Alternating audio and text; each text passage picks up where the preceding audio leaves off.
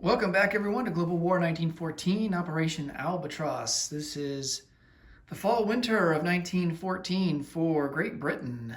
And before we get to Great Britain, let's cover a couple of things that I missed on the German turn. And the first one here is going to be this seaplane that I never resolved. I was going to go on map and raid the convoy line there in, let's see, P64. So let's go ahead and roll for that and see what happens there.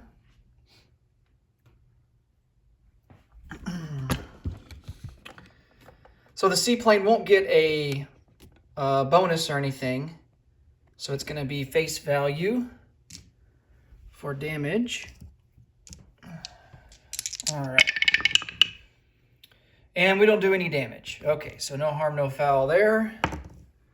And I'm just going to remove all of that off the board.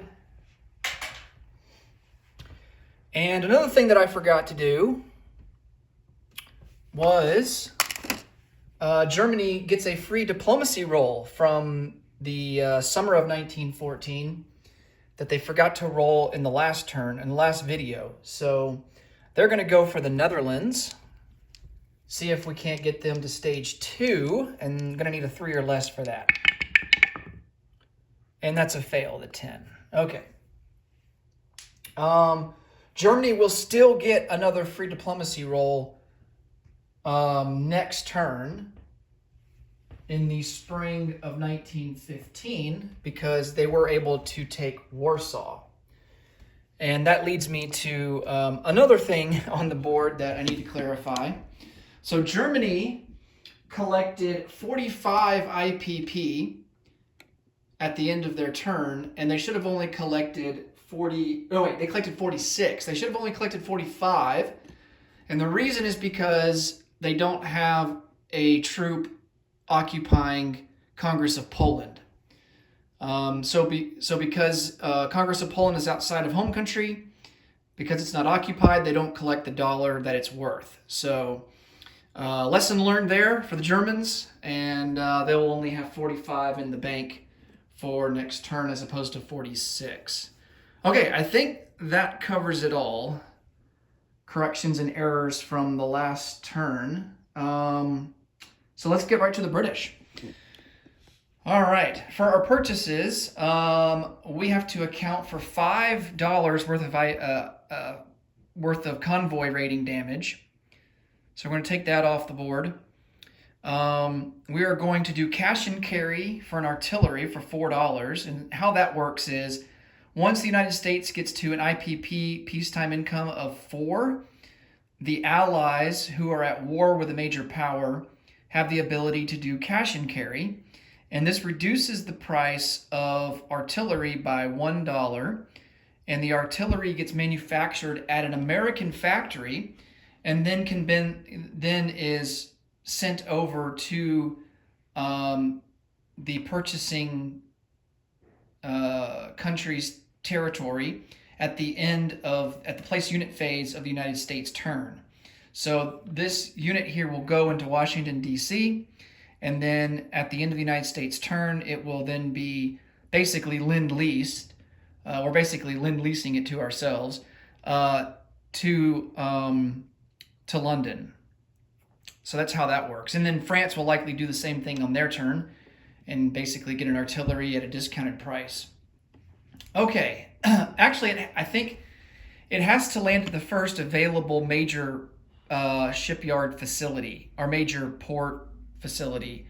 Major naval facility, I guess, is the more accurate word there. So it would technically go in the British Midlands instead of London. Okay.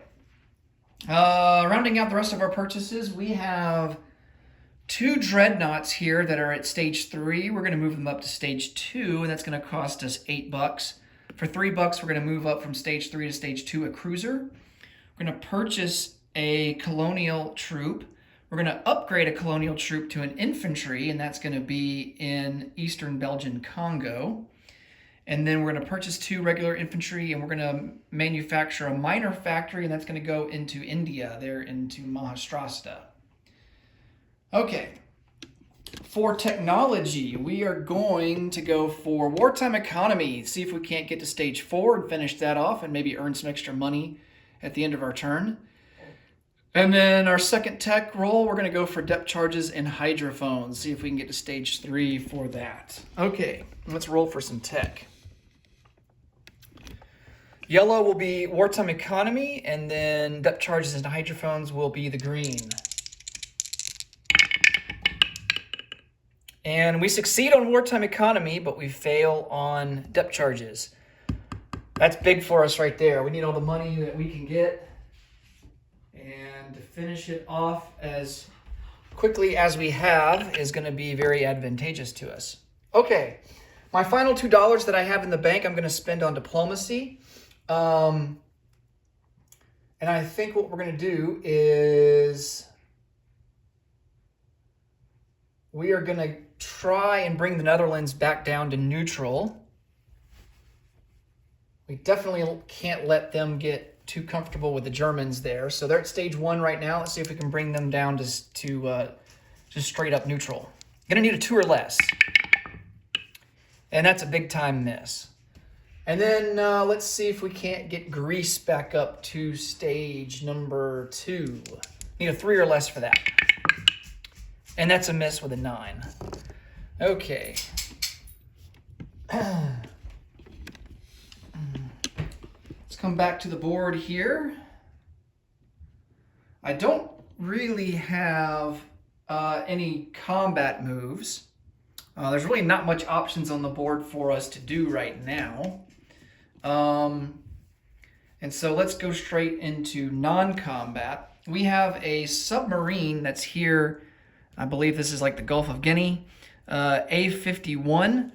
He's going to come down 1, 2, and just kind of sit here off the coast of South Africa and hopefully interdict anything that the Germans might be wanting to send down here.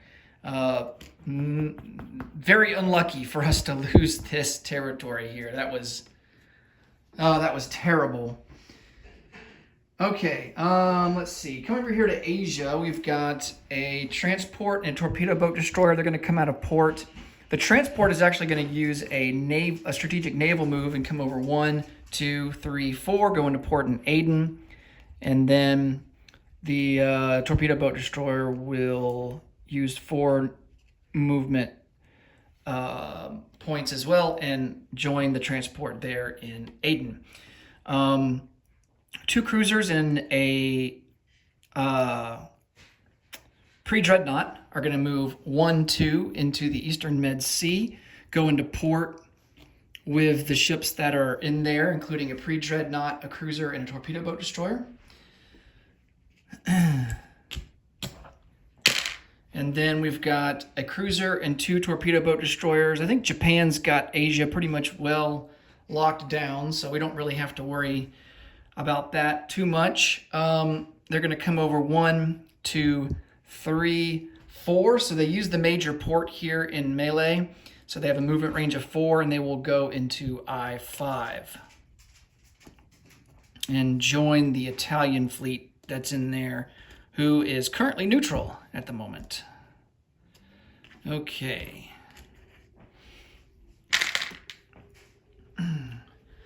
What else do we got here?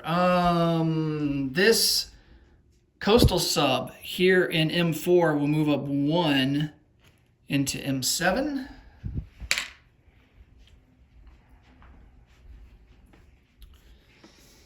Let's see. We have a seaplane.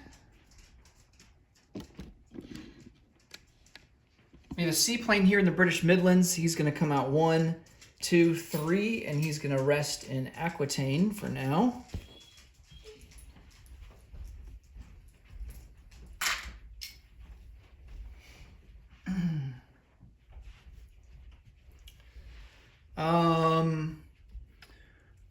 We have another seaplane that's currently on map in A23, and I guess technically this is a combat move. And he's just going to go into the British Midlands, come off of map.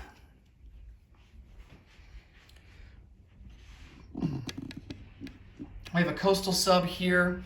In A4, he's just going to come over 1 into A6.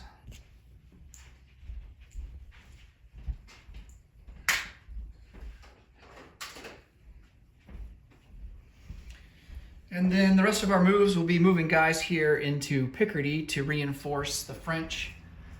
We're going to take a fighter. Pan this back over. Take a fighter into Picardy. So he'll move 1, 2. And then 2 infantry will just siphon over across the channel. We have a maximum of 3 that we can send over there. So without the need of having to use a transport. So 2 infantry, and then we're going to take a naval transport out of port, and he'll siphon over this infantry from the British Midlands into Picardy as well.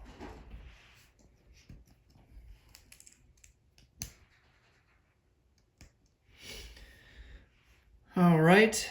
And we'll go ahead and strategic naval move the Titanic here and join this French transport in A22. No, we don't want to do that. Let's leave the Titanic in London for now. Okay, this transport's out at sea in A22. And then our fleet that's heavily damaged is going to come over 1, go into port, and join the Titanic there in London. All right, so I'm just going to add, the Titanic's kind of huge, so I'm just going to put him on the unit card to free up some space. Okay.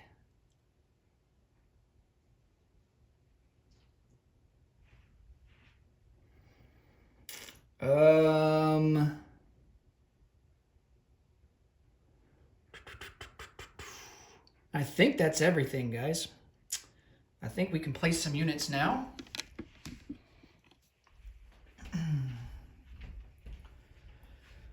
All right.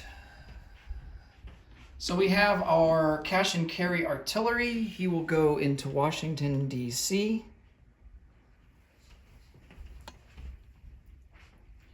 I'm going to go ahead and place our ships on stage 2.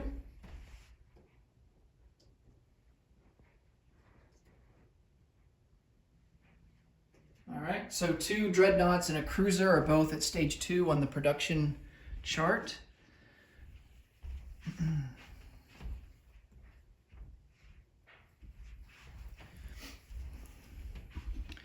Two infantry will go into London.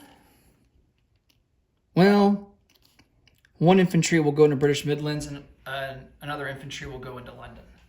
How about that? Okay. And then our final moves are over here in Africa and in India.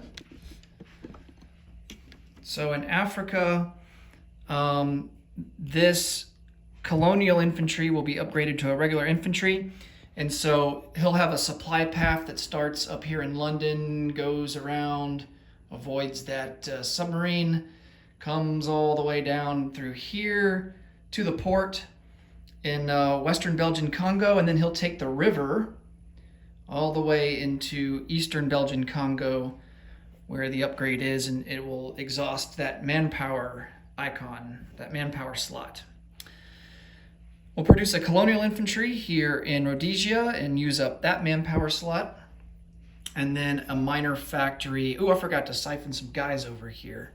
Minor factory goes down into Maharashtra. Okay, let's use these transports, and basically what we're going to do is take all but 1 guy and put them into Kuwait. So this artillery and infantry will go into Kuwait. So total now we have 2 infantry, an artillery, a cavalry, and a colonial troop in Kuwait. And then that leaves just an infantry in Monastrosta. And the naval transports will basically stay where they're at. So basically this one that was here in port will come out, picked up those guys, came over here, went into port. And then the naval transport that was over here goes back into port in Monastrosta. They do the old switcheroo. All right, let's collect some income. Unfortunately, we don't collect anything for trade, and we don't get any bonus IPP, so we will collect 34, and we will have 34 to spend for next turn. All right, that will do it for Great Britain. Next up will be Austria-Hungary. Thanks so much for watching. Until next time, take it easy. Bye for now.